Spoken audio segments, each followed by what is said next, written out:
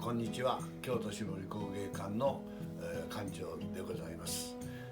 今日はね、私も非常に胸を膨らまして、こんなもんが今施させてもらえるのかというような、めったにそうですね、1年に1回おそらくあるかなしかの作品をこれからほどいていきたいと思います。我々業界では本疋田絞りとも言います。京都の鹿の子絞りの代表的なもので、実はこの柄ですね、この作品を、絞り職人さんに渡してできてくるのに4年かかりました。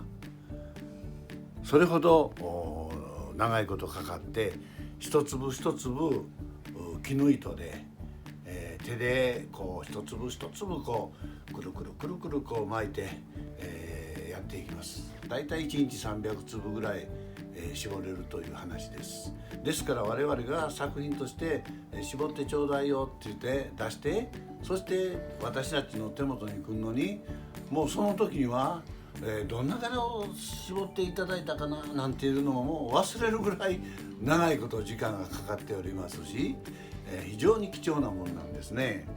まあそれをこれからねちょっとほどいていきたいと思います。4年に1回の仕事でございます。はい、まずねここにあるのは小帽子絞りと言います。これはね、これからほどいてみますとこうして引っ張ったら取れるんですね。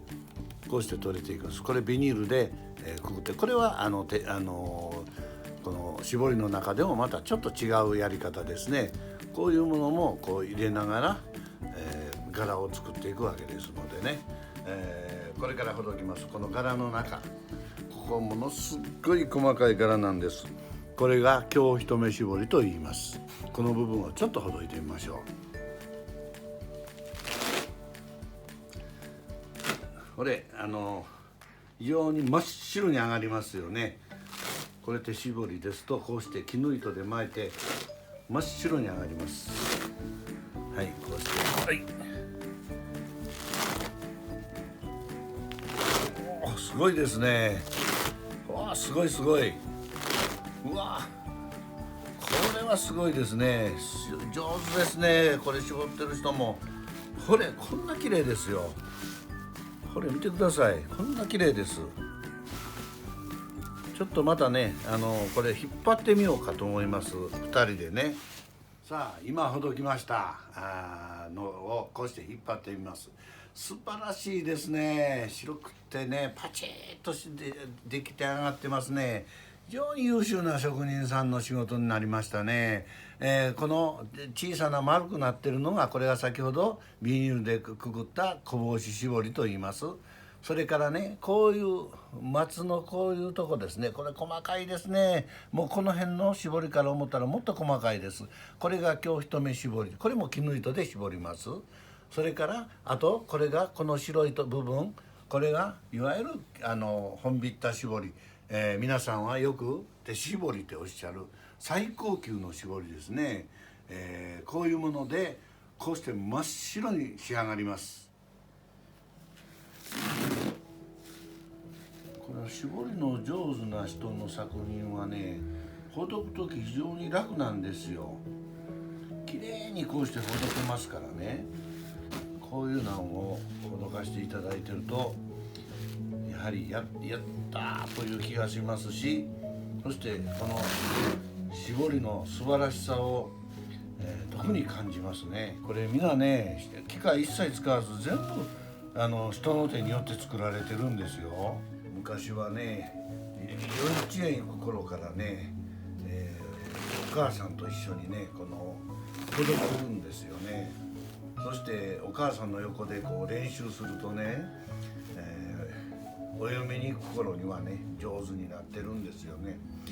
今ではなかなかそういうようなことがねできませんのでねあれですが、昔はそうしてお父さんお母さんとそれからお嬢さんと2人で縁側に座って一粒一粒こう手でこうしてくくってね、いったようですね。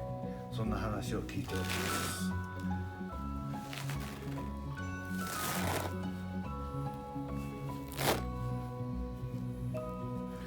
これ八掛ですよね。八掛も全部手絞りですよ。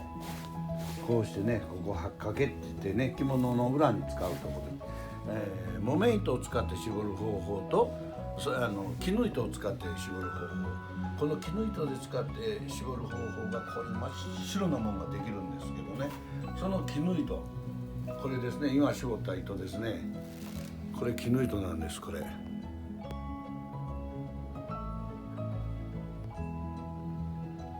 ね、この絹糸ね、これね、こうして一本にするとね、こうしてカールしてるでしょ。これカールしてますよね。見えますかね、皆さんにね。でこれをね、実際問題は普通の絹糸はこういう状態ですよね。これが一本の糸なんですね。それがカールしてこうなります。職人皆がね、やはり一つになってね、こういう新しいこの世の中を見ながら、また伝統的なこういうものを守っていくということも非常に大切なことじゃないかなと、このように思ってます。